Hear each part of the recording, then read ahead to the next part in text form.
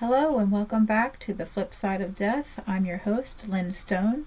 Today we're talking about something I get asked about constantly, and that is, how do I get my partner to talk about death planning when they refuse to engage? If you've ever tried to have this conversation and been met with, "Not yet, we have plenty of time," or "That's too morbid," or "I don't want to talk about it," or "Stop worrying so much," then this episode is for you. Because here's the truth. Avoiding the conversation doesn't prevent death, it just prevents preparation, and I learned that the hard way. When my husband died, I was completely unprepared. I couldn't find the insurance papers, I didn't know his passwords, I had no idea what his final wishes were. I spent the next 6 months drowning in grief and chaos, over 500 hours of searching, calling, guessing, and making decisions I wasn't equipped to make, all because we never had the conversation. And we never had it because every time I tried, he shut down. So I created the Resistant Conversation Toolkit. It's everything I wish I'd had before loss hit. The psychology, the strategies, the frameworks, the worksheets. Everything you need to have the conversation when your partner doesn't want to have it. Today I'm going to walk through the core framework.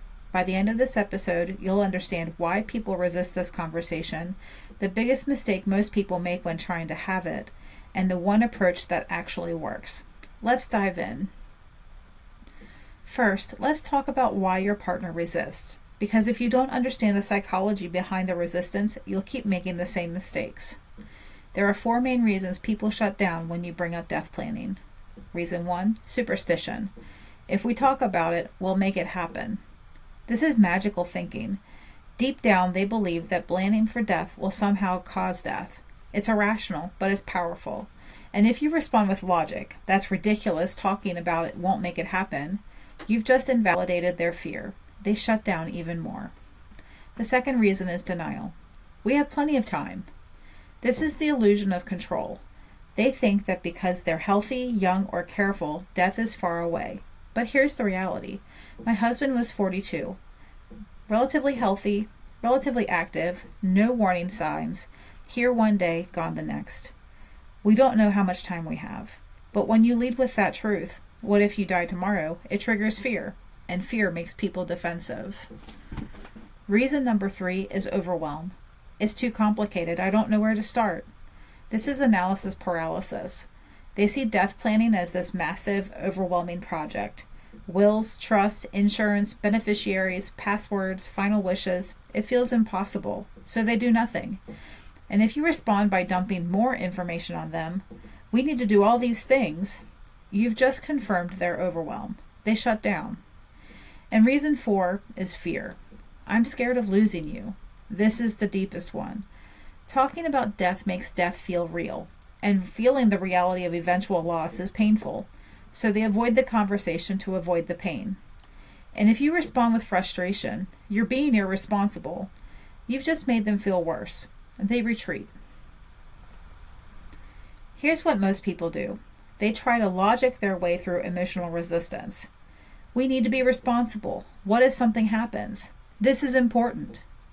All true statements, all logical, and all completely ineffective, because you can't logic someone out of an emotional position. You have to meet them where they are. So let's talk about how to do that. The biggest mistake people make when trying to have this conversation is making it about themselves. Here's what I mean. The typical approach sounds like this. "We need to talk about death planning. I'm worried about what happens if you die. I don't know where anything is. I need you to engage with this." Notice the pronouns, we, I, me. You've made it about your anxiety, your worry, your need for control. And what does your partner hear? "You're anxious and you want me to fix it. You're worried and you want me to carry that burden. You don't trust me." They don't hear, "I love you and want to protect our family." They hear, "I'm scared and I need you to do something about it." And that triggers resistance. Here's the shift. Stop making it about you and your partner. Make it about someone else. This is what I call the third-party story approach, and it's the single most effective technique in the entire toolkit. Here's how it works. Instead of saying, "We need to talk about death planning," you say, "Did you see that story about some celebrity friend news event? It made me think about us." And why this works. 1, it's less threatening. You're not directly confronting them. You're commenting on someone else's situation. A lower threat equals lower defensiveness. 2, it's timely and relevant. You're tying it to something current. A news story, a celebrity death, a friend's experience. It feels natural, not forced. 3, it's concrete. They can visualize the problem through someone else's story. Abstract concepts like death planning become real. 4, it creates emotional distance. They can engage intellectually without feeling emotionally overwhelmed. It's not about their death or your fear, it's about that other person's situation. Here's what this sounds like in practice. Example 1, celebrity death. Did you see that James Vanderbeek died? His family is dealing with all this stuff because he didn't have clear plans. It made me think, do our kids even know where our important papers are? Example 2, friend's experience. Sarah's husband just died suddenly. She told me she can't access any of his accounts because she doesn't have the passwords. That would be awful. Should we make sure we both know where everything is? Example 3, news story.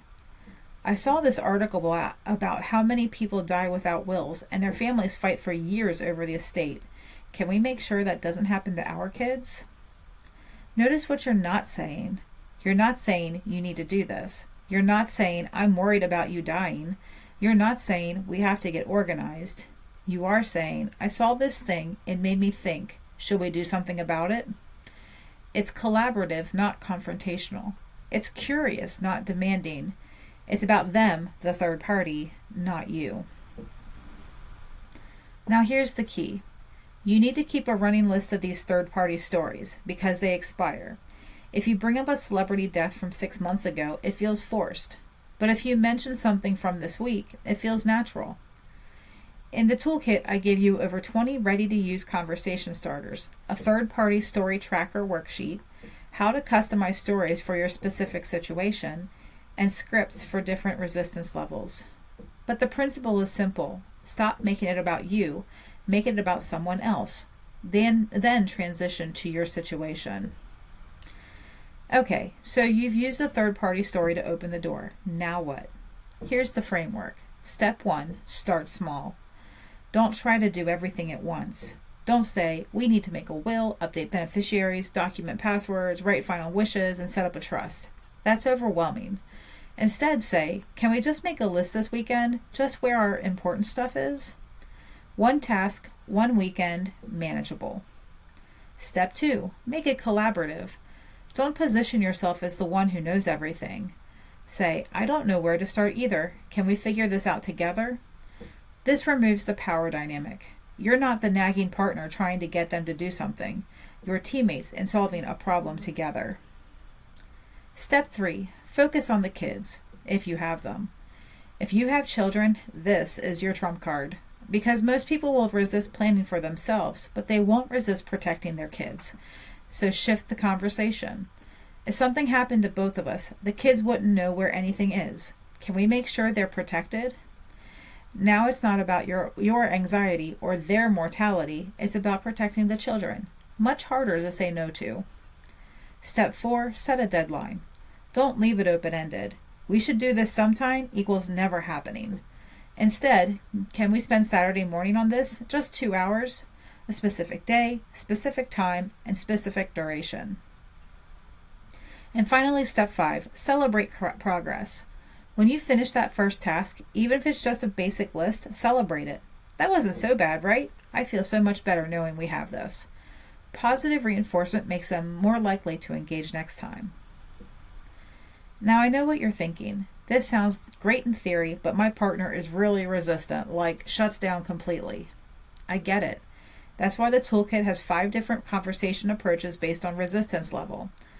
Level 1, open and willing. They just need some structure. Level 2, mildly resistant. Just need some gentle nudging. Level 3, moderately resistant. Might need to use the third-party approach. Level 4, highly resistant. Might need multiple attempts over time. Level 5 is completely refuses, and this is when you might need to implement the intervention strategy. Each level has specific scripts, timing strategies, and escalation paths because one size does not fit all. So let me tell you what's actually in the conversation toolkit. Module 1 is the psychology of resistance. Everything we just talked about, the 4 reasons people resist, how to identify which one applies to your partner, and how to address each one. Module 2 is the third-party approach. Over 20 conversation starters, the story tracker worksheet, and how to customize for your situation. Module 3 is the knowledge transfer framework. This is the actual doing part. Once you've had the conversation, what do you document? This module covers all 7 life domains: financial, legal, medical, digital, personal, practical, and relational, with a 74-item checklist so nothing gets missed. Module 4 is the Vulnerability Protection Protocol. This is about protecting yourself during grief, how to set up decision-making safeguards, accountability partners, and the 90-day rule. Because grief fog is real, and it makes you vulnerable to terrible decisions. Module 5 is Digital Life After Death. Passwords, online accounts, social media, cryptocurrency, all the digital stuff that gets forgotten, with worksheets to document everything. Plus, it comes with 9 fillable worksheets, a 30-day action plan so you're not overwhelmed, the Partner Resistance Response Guide, which is scripts for every objection, the Final Wishes template, and the Important Contacts template. Everything you need in one system. So here's the thing. You're listening to this episode because you know you need to have this conversation. You know your family isn't prepared. You know that if something happened tomorrow, there would be chaos. And you've probably tried to bring it up before, and it didn't go well, so you're stuck. The Resistant Conversation Toolkit gives you a different approach, one that actually works, because it's based on psychology, not pressure, compassion, not confrontation, understanding, not ultimatums. The investment is $47. That's less than 1 hour with an estate attorney, 1 therapy session after a crisis, or 1 nice dinner out. But it could save you over 500 hours of chaos after loss, up to $25,000 in unnecessary fees, months of family conflict, and years of regret. So here's my guarantee. Try it for 30 days. If it doesn't help you have a better conversation with your partner, email me and I'll refund you immediately. No questions asked, 0 risk. Here's how you get it. Go to the link in the show notes, and that link is www.payhip.com/author Lynn B. Stone. Click on the Resistant Conversation Toolkit, download it immediately. Start with Module 2, which is the third-party approach, and use one of the conversation starters this week. Don't wait for the right time. The right time is now, while you both can still have the conversation and while you still have time to prepare. Death is inevitable. Chaos is optional. You can't control when death happens, but you can control whether your family is prepared. The Resistant Conversation Toolkit gives you everything you need to have the conversation, document everything, and protect your family. Get it at www.payhip.com/author Lynn B. Stone. Thanks for listening to The Flip Side of Death. If this episode helped you, share it with someone who needs to hear it. And if you haven't taken the free single point of failure assessment, do that first. Find out where your gaps are in 10 minutes. The link for that is in the show notes.